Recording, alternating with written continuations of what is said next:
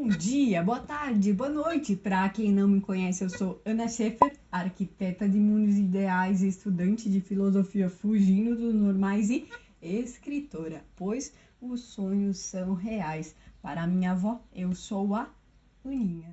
E seja muito bem-vinda, seja muito bem-vindo a este canal. O nosso mascote está chateado, ou melhor, ansioso. Ainda não recebemos sugestões de nomes e é difícil para um mascote não poder ser chamado pelo nome, não é mesmo? Você quer ajudar? Então, deixe um comentário com uma sugestão. Quando tivermos 20 opções, escolheremos um nome para ele ou ela. Agora, vamos aos assuntos sérios. Sim, você também é um assunto sério. Me desculpe, eu me expressei mal. Então, agora, vamos a outro assunto sério. O vídeo de hoje se constitui como um início de uma série, a qual chamaremos de Dossiê da Ansiedade. Especificamente hoje, possuímos o objetivo de compreender os seus estados patológicos, por meio do texto As Várias Faces da Ansiedade. E para não deixar as coisas muito longas e talvez cansativas por aqui, decidimos separar os demais capítulos em outros vídeos, os quais pretenderemos lançar na sequência. Mas, como não queremos deixar você ansioso, vamos apresentar logo do que os demais capítulos irão tratar. O segundo pretende ajudar você a compreender as causas da ansiedade. Já o terceiro tem por objetivo investigar sobre a biologia da ansiedade e responder perguntas como: de onde ela veio? Como ela surgiu? Por que ela surgiu? E o quarto e último tem por objetivo apresentar estratégias de como lidar com ela. Esse vídeo era para ser mas como eu não sei escrever pouco e também considerava que cada estratégia merecia uma abordagem mais profunda e mais adequada para facilitar a sua compreensão, resolvemos multiplicar, fazendo para cada uma das estratégias. Eu espero muito que você possa aproveitar esse dossiê da ansiedade. E eu sei que quando estamos sofrendo de ansiedade, a vontade que temos é basicamente de amenizar o nosso terror. E talvez você sinta uma vontade imensa de pular logo para o último capítulo. E eu não te impedirei de fazer isso. Mas aconselho que veja os vídeos anteriores para compreender com mais propriedade sobre a sua complexidade e potencializar a eficácia de nossas ações. Enfim, desejo muito que essa série possa lhe ajudar a amenizar o seu sofrimento e aprender a lidar com ela. Então, vamos ao vídeo de hoje.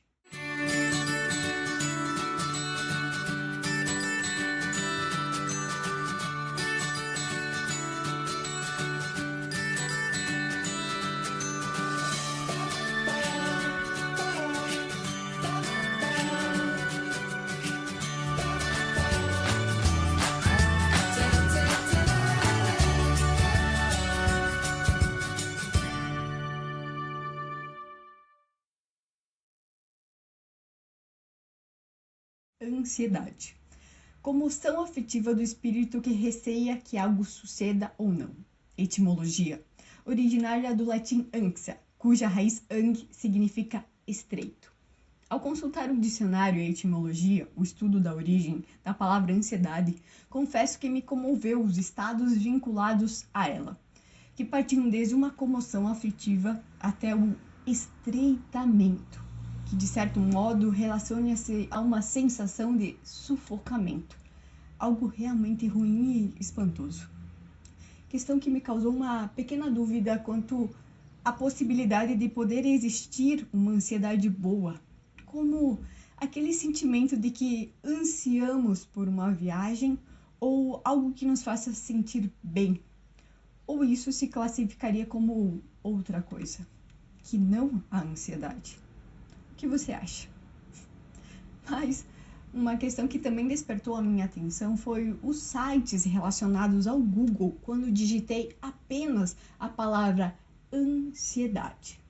Você pode fazer o teste por si só, caso desejar. A maçante maioria deles apresentava diretamente como uma espécie de estado patológico. Com base nessas duas pequenas buscas e observações, a conclusão lógica que chego é de que a ansiedade parece estar aumentando em proporções longe de um estado natural e saudável e beirando ao mal do século. Portanto, ganhando significâncias assustadoras. No entanto, isso não parece ser nenhuma novidade, não é mesmo? O curioso, realmente, é conseguir identificar o que exatamente está acontecendo para que a ascensão, o avanço, o aumento dos casos patológicos de ansiedade seja possível. Estariam as nossas ameaças mais ameaçadoras? Os nossos medos mais amedrontadores? Bem, essa e algumas outras questões relativas ao tema é o que iremos refletir a seguir, com a ajuda de alguém que tem propriedade no assunto, eu e o meu transtorno de ansiedade generalizada, carinhosamente conhecido por TAC. Nesse capítulo, em especial, vamos tentar compreender um pouco dos, digamos, estados hiperbólicos acentuados dela. Saber dizer isso é fundamental para que você consiga identificar quando ela foge do estado de normalidade. Uma espécie de alerta para procurar ajuda. Eis algo muito útil tanto para você quanto para conseguir dar suporte às pessoas que estão próximas a você e talvez estejam sofrendo com isso. E então, vamos lá? Bem, faltam-nos termos adequados para conseguir descrever o que é a ansiedade. Ela não é só uma sensação, mas sim um estado composto por inúmeros processos, extremamente complexos e ainda pouco revelados. Para algumas pessoas, os gatilhos que a convocam aparentemente surgem do nada.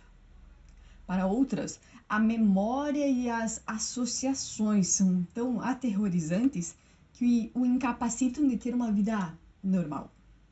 Muitos se tornam seu refém, assim como existem diferentes níveis de estresse. Caso queira saber mais, sugiro acessar o vídeo no card em algum lugar dessa tela. Podemos dizer que existem diferentes níveis e classificações patológicas relacionadas ao termo ansiedade. O mais pacífico deles trata-se de uma espécie de aviso que o nosso corpo dá de que algo parece representar uma ameaça, ou seja, todos nós sofremos de ansiedade, de algum modo. O problema mesmo acontece em graus acentuados e constantes de alerta. O primeiro exemplo patológico que darei trata-se do transtorno de ansiedade generalizada, o TAG. Uma espécie de estado mental alterado no qual o nosso campo de visibilidade foca apenas em perigo ou no que pode dar errado. Ele se classifica como transtorno quando passa a ser constante. E geralmente, para ser considerado patológico, esse estado deve persistir por mais de 6 meses. E tudo começa com um acontecimento externo. Alguma coisa que representasse vulnerabilidade e desproteção para você acontece. E então, o seu alarme, o que mais adiante poderemos chamar amígdala cerebral, ultrassensível por natureza, é acionado. Costumo dizer que a maioria das mentes ansiosas possui um HD potente, composto de uma memória dinâmica, acompanhada de uma capacidade incrível de fazer associações e projetar situações de risco, com imagens em alta definição sobre perigo. Aliado a isso, encontra-se o fluxo de pensamentos catastróficos e incontroláveis. A razão se torna ínfima, pequenina, perto da emoção. principalmente do medo. Por mais que você tente, você simplesmente não consegue pensar com clareza, mesmo sabendo que, no fundo, aquela ameaça é desproporcional à realidade dos fatos. O seu corpo entra em um estado de hiperalerta. É impossível relaxar, enquanto os seus nervos e articulações tornam-se de vidro. O seu coração dispara sozinho e a vontade que você tem é apenas de fugir e se proteger. Eis uma crise de ansiedade. Costumo dizer que o mais próximo que uma pessoa normal passa disso é o estado sentido em algum momento da vida que representou um perigo imediato. Agora você imagina esse estado com uma certa constância. Não há palavras para descrever. É terrível. O segundo exemplo patológico chama-se carinhosamente de ataque de pânico. Por mais que a maioria das pessoas não saiba o que isso significa, considero que você já deve ter ouvido falar dele alguma vez na vida. Bem, o ataque de pânico acaba possuindo os mesmos agentes iniciais do TAG. Sofremos de um medo e ansiedade intensos. No entanto, o desfecho acaba sendo diferente. Quem sofre de um ataque de pânico presencia uma sensação de morte iminente, próxima. Por isso, ele é chamado justamente ataque de pânico. Como assim? Bem, ele se assemelha a um ataque cardíaco. O nosso coração acelera, temos dores no peito, às vezes alguns membros formigam, falta-nos o ar e somando a esses fatores está um medo súbito e paralisante. E o mais curioso é que as pessoas relatam que muitas vezes um ataque como esses é justamente um ataque, pois não tem hora para acontecer.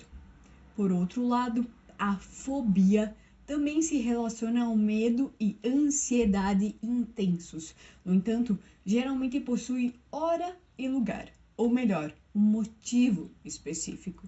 Quem tem fobia de algo tem uma espécie de descontrole racional. Um rato, por exemplo, pode se tornar o seu inimigo mais terrível e mortal, mesmo que haja um consenso de que ele não é. E você, leitor e ouvinte, possui algum tipo de fobia de animal ou objeto? Caso sim, vamos fazer um exercício com ela. Imagine que todo esse medo que você sente seria transferido para determinados ou determinadas situações sociais. Essa é a chamada fobia social. Considero ser uma das piores, pois ela acaba fazendo com que os indivíduos evitem ou suportem com muita angústia essas situações, que pode ser desde um almoço, uma palestra ou até mesmo uma visita ao shopping. Algo que desestabiliza as nossas conexões humanas, aumentando a sensação de medo, incerteza e instabilidade. Como você pode perceber, existem alguns medos que a gente não consegue explicar. Por outro lado, existe a ansiedade por estresse pós-traumático, o TEPT.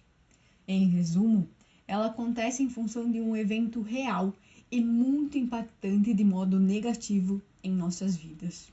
Exemplos como um assalto, um acidente de carro ou qualquer coisa que ofertasse grande risco à sua vida ou à vida de alguém que você presenciou. Esse transtorno é muito comum em ex-combatentes, indivíduos que participaram de uma guerra.